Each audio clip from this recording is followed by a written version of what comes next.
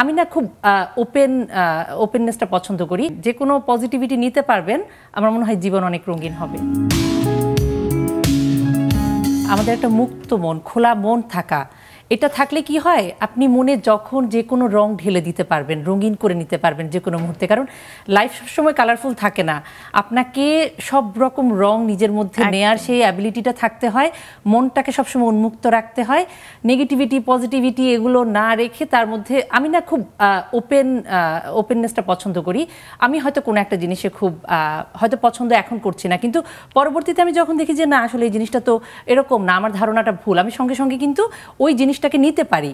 এই যে একটা নিতে পারার মতো ব্যাপার, যেটা আমাদের অনেকের মধ্যে নেই, আমরা খুব রেজিস্ট হয়ে থাকি। হ্যাঁ, আবার অনেকে ডিপ্রেশনে চলে যায়, কিংবা নতুন নতুন নিতে পারে না, জেনজিদের কোনো একটা কাজ, কিংবা নতুন বাচ্চাদের কোনো একটা চিন্তা বা ওদের নতুন একটা ভাবনা। আমি হয়তো এর আগের জেনারেশন, বাট আমি নতুন জেনারেশনের একটা ভাবনার সাথে যখন দেখি যে না ও তো যেটা বলছে খুব দারুণ কথা বলছে, তো আমি ওটা নিতে পারি। মানে অনেকে আছে না নিতে পারে না, খুব পুরনো অনেক ধ্যান ধারণা আঁকড়ে রাখে।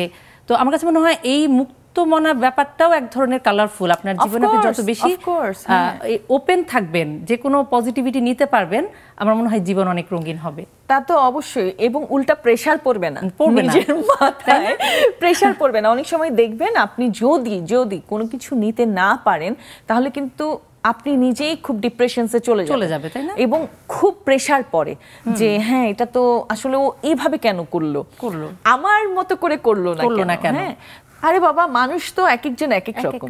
আপনার মতো করে আমার মতো করে নাও করতে পারে, সে তার মতো করে একটা সুন্দর জিনিস গড়ে তুলতে পারে, তাই না? সো এই যে নিতে পারার যে ব্যাপারটা আপু বলছিলেন, আসলে এটা আমি এগ্রি করি। আপনার কাছ থেকেও একটু শুনতে চাই, আপনাদের বাচ্চাদের চোখে যখন দেখেন নতুন কিছু, তখন কেমন লাগে? বাচ্চাদের চোখে দেখতে বলতে আমার বাসা এখন খুব কালারফুল, কারণ আমার ছেলের জন্য পুরো বাসায় সব কালারফুল টয়েস দিয়ে ভরা একদম, যেহেতু এখন কালার লার্নিং এর সময়। তো আমার বাসাটা এই কারণে খুব কালারফুল থাকে। ওর চোখ দিয়ে আসলে নতুন করে সব কিছু দেখা হচ্ছে, তো রঙিন একটা জগতে আমি আছি।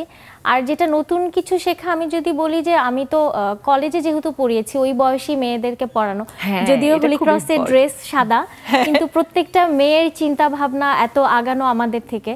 তো আমি অ্যাজ আ টিচার আমি ওদেরকে হয়তো সাবজেক্টিভ অনেক কিছু পড়িয়েছি, কিন্তু ওদের কাছ থেকে শিখেছি অনেক। আমি অবজার্ভ করতে পছন্দ করি, তো আমি দেখতাম যে কোন মেয়েটা কিভাবে বসেছে, কিভাবে ক্লাস করছে। তো এই জিনিসগুলো থেকে, অথবা আমার সাথে এখন অনেকে ফেসবুকে অ্যাড আছে, তো ওরা যখন শেয়ার করে, তো আসলে ওদের কাছ থেকে অনেক কিছু শিখি। আমি খুব অবাক হই যে ওরা এরকমভাবেও চিন্তা করতে পারে। তো জিনিসটা মানে এটা আমার কাছে খুব অবাক লাগে যে আমি এই বয়সে এসে যেই জিনিসটা চিন্তা করতে পারি না, ওর চিন্তাটা অতদূর পর্যন্ত গেছে। তো নতুন জেনারেশন আসলেই খুব স্মার্ট। তো শেখার এই ওপেননেসটা না থাকলে আসলে জীবনে শান্তি থাকে না। আমি যেটা আমার স্টুডেন্টদেরকেও বলতাম, জীবন কখনো নিজের আমি যেরকম প্ল্যান করে রেখেছি ওরকম যে সবসময় যাবে তা তো না।